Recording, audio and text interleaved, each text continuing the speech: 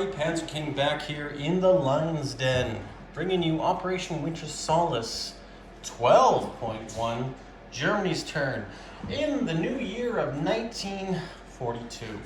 So, Germany has a very simple turn. They're going to do one and a half attacks, if you want to call that. And also Germany has picked its buy.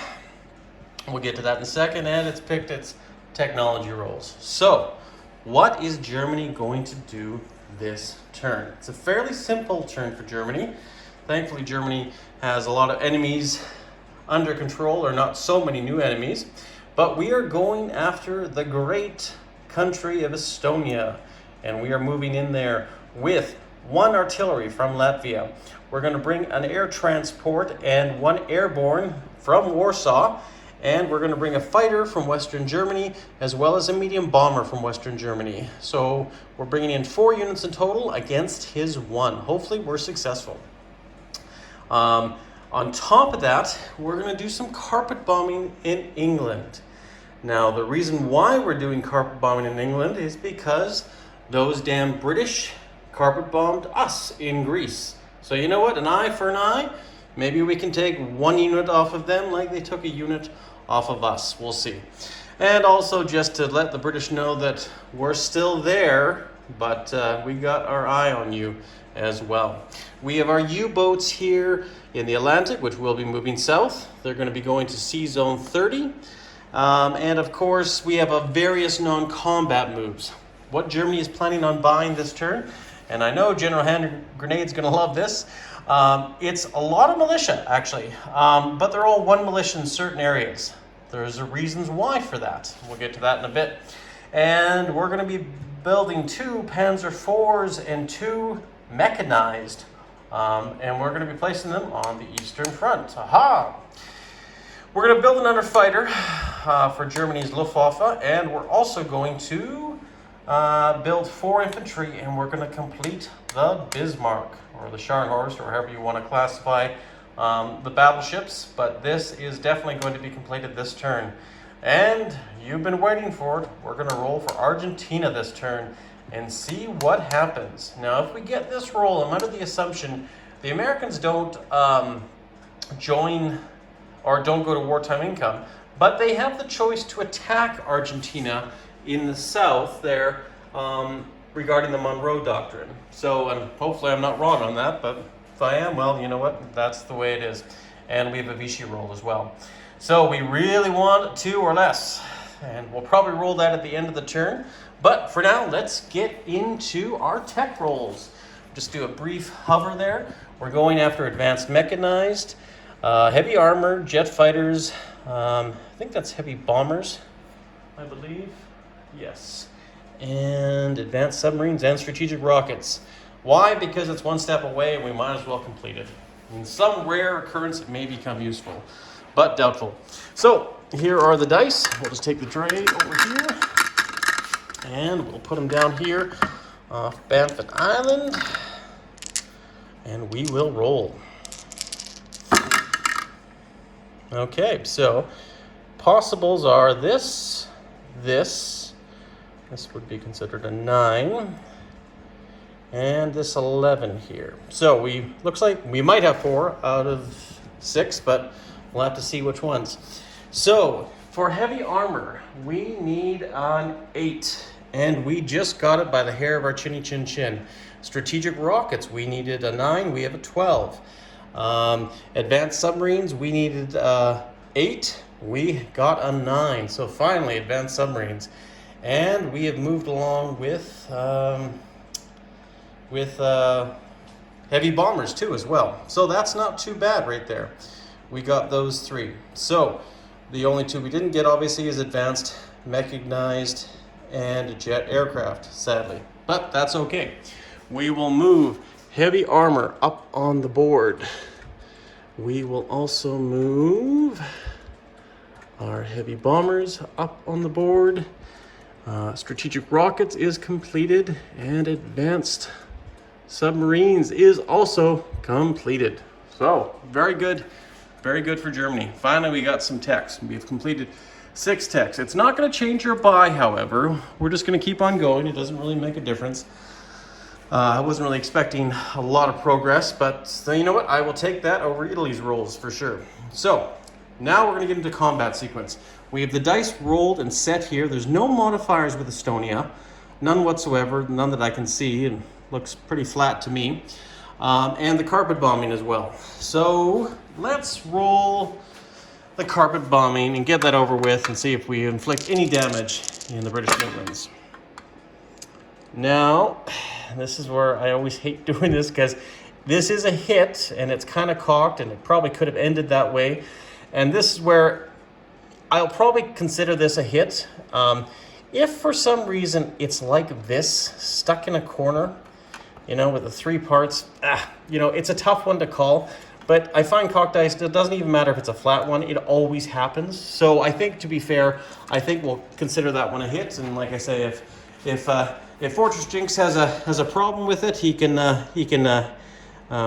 put it through the ambassador chain and we'll get that report. So we'll just take 1 militia off there. I'm sure he's fine with that.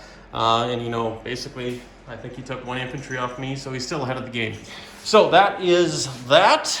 And these were our combat rolls. So the white is defending at 4. That's the, or actually I should put him there. That's the infantry, the Estonian infantry, and then the rest are all our attacks. So we'll see what happens. We do a first strike with the artillery. And wouldn't you know it, 0 hits all around. So we're going to go to our second combat attack. Now he did get a hit on us, but we got a hit on him. So that's it. So I have to make the difficult decision. I'm taking a unit off. Do I want to take an airborne off? Do I want to take an artillery off? It's basically the value of $1, I believe. And it is an obsolete artillery. So that is the question. You know, I still think I'll take the airborne because the artillery has first strike. But Estonia has fallen to the German onslaught. And we'll take that and put that right there. The planes are going to have to fly home, obviously, so we'll figure that out in a second. But basically, all our combat moves are done. So let's move on with what we are going to do. I guess let's do the non-combats. This guy has 1, so he can only go in 1 area, and that's Latvia. This guy, however, has 3, so he can make a bolder return because he can go 1, 2, 3. He can fly back to Western Germany, which is exactly what he'll do. And this air transport can move 2. So he's going to go into Lithuania. And that's where this guy will end up. Yes, yeah, he'll go into Lithuania. And we'll take these chips off the board. And our strategic bomber, it can fly back to Western Germany since it has 3 spots, 1, 2, 3.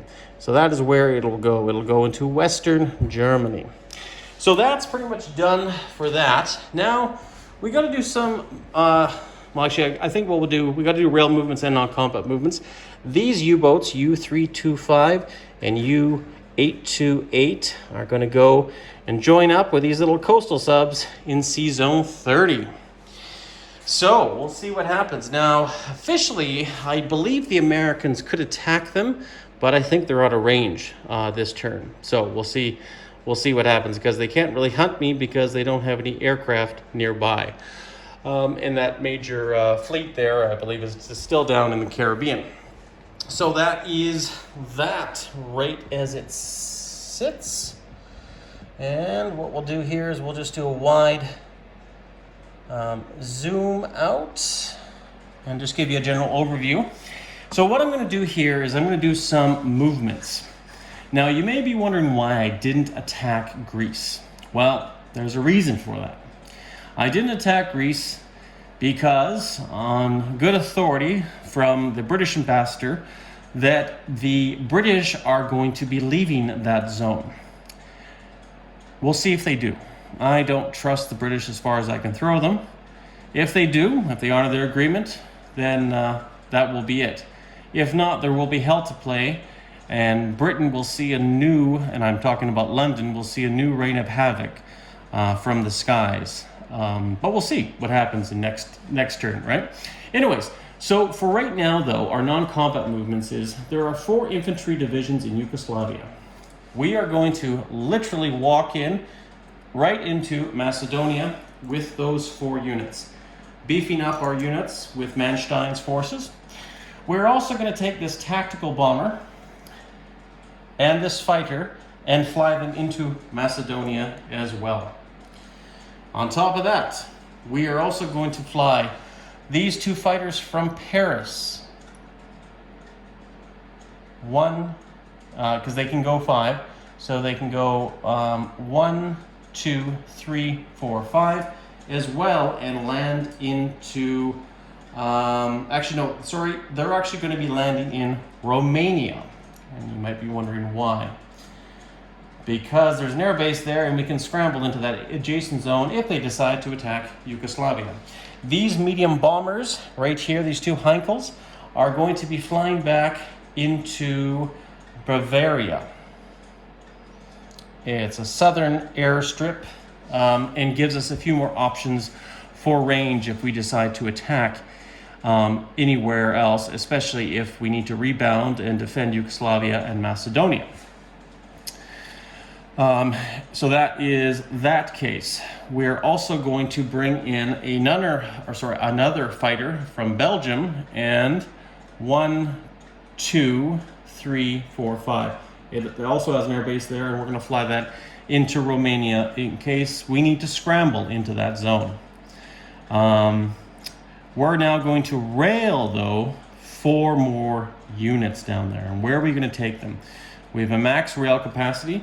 So we're going to take 1 infantry from Warsaw, rail him to Yugoslavia. Okay?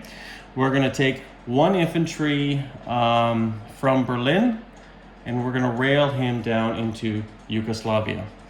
We're going to take 2 infantry from Paris and rail them down into down into Yugoslavia.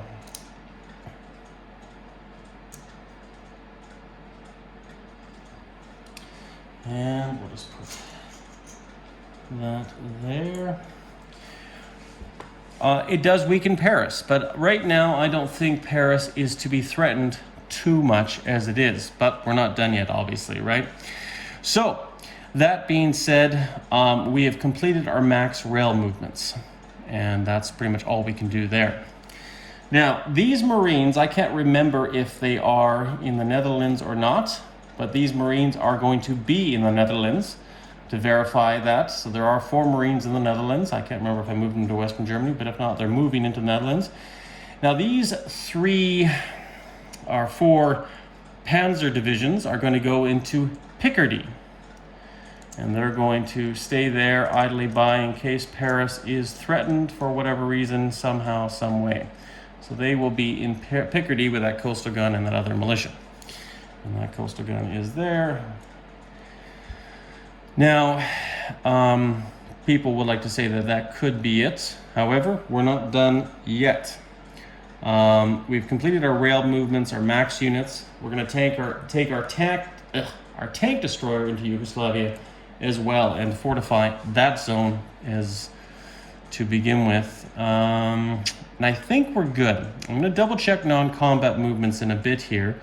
But for the most part, I think Germany is very happy with those turns, moves, and everything else. Now, we're going to go into our place units phase. And we'll just zoom in a bit here. I've made it a bit easier, and I've shown you why I've done this. People might be saying, well, why so many militia? Well, it's not really that much militia. I mean, if Germany has 50, 60 bucks this turn, I spent a third on defense, a third on attack, and a third on western as well as southern expansion, right? So basically, let's just place some of these units. We have bought a militia here and an infantry, and we can easily place those 2 units to join there with Kluge. we bought a militia full Bulgaria, since it is very vulnerable, and it is worth $1. And the gateway to Istanbul, if I need to. We have bought another militia, and we're going to put one into Latvia, since it is undefended. So we're going to put one there as well. We've also bought another one for Lithuania. And what we'll do here, we'll just chip that. Put that right there. It's tough with so many planes in the area. We bought one more militia for Yugoslavia. And that's going to go down here to join the other one. Once again, it's worth $3. It's an area worth defending. We have bought a militia for Belgium. So we're going to put that militia here in Belgium. We've also bought another militia, or a militia for the Netherlands. And we're going to put that one there as well. And we bought one more militia for Paris, to make sure Paris is defended, which is very, very important. And if you look at what could possibly be taken into that zone, there's no way Paris could be taken this turn, even if they wanted to. Yes, airborne could go in there and whatnot, but for the most part, it's still a very, very difficult place. And of course, Vichy France is neutral, Italy is neutral, and so on and so forth. So, now we have the medium armor. This one's going to go into Warsaw. This medium armor is going to go into Romania. And we're going to have mechanized paired with them to go into these zones as well. So we have one medium armor, one mechanized in Warsaw, and the same in Bucharest and Romania. Okay, now we have bought a fighter. Now we haven't placed anything in the factory in Paris, so we are going to place one fighter right there in Paris. Now we also have completed the Bismarck this turn, so we're going to put that down as well to join the fleet, our first battleship. Now we have bought 4 infantry. Now, where, you might ask, where would we put 4 infantry? Well, we're going to replace some of the infantry that we just moved around the map. We're going to put one more infantry, since we can, in Paris. Bringing our number back up slowly. We're going to place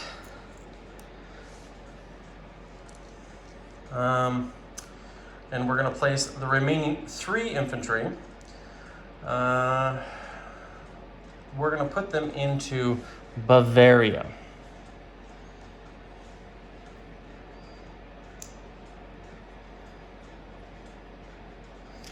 You know what? To be on the safe side, let's just put them in Berlin. You never know what happens in Berlin, and Berlin should always be protected with as much as you got, right? And I think that should be it. There's no transports off the coast here in England, right? Nothing there. There is that airborne in London with that heavy strategic bomber. But like I say, if they decide to go into certain zones, they have to go in there and battle some forces, and it's probably not going to be very good either way. So I think we're happy with that. There's also air transports down there. 1, 2, 3, 4, 5, 6, 7. It's a tough one. I don't see too much of a threat any other place.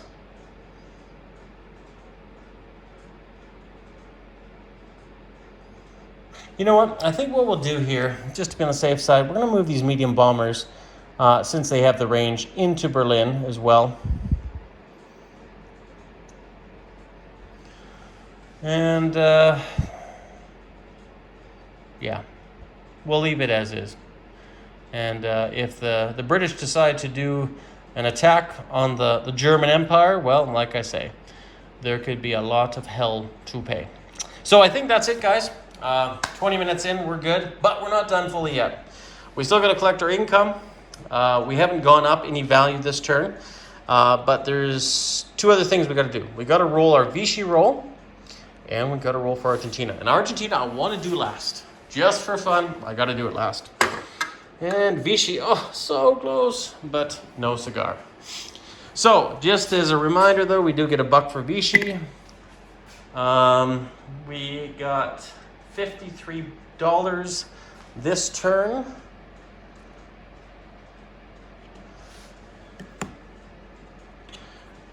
And that's a good chunk of change. Now also, once again, nothing has changed with our bonuses, so we should still get $11. Might change next time if Finland's turn there. So we got $11 from our bonuses. And we got to roll wartime income. Got to roll wartime income and see what we get. 5. Not the greatest, but you know what? Any money is better than no money. So that's an extra $5. And now we can roll Argentina. The great Argentina dice. It's never happened before, but maybe, just maybe, it can happen this turn. And we'll pick this box. Nope, done. 8. I figured it was worth a shot, but would have been fun otherwise. So, no worries, guys. So that's Germany's turn in a nutshell. Head on over to Hilltop's channel. That'll be 12.2. We'll see what Russia, the USSR, the Soviet menace has planned for maybe Finland or Iran or God knows where else, right? We'll see.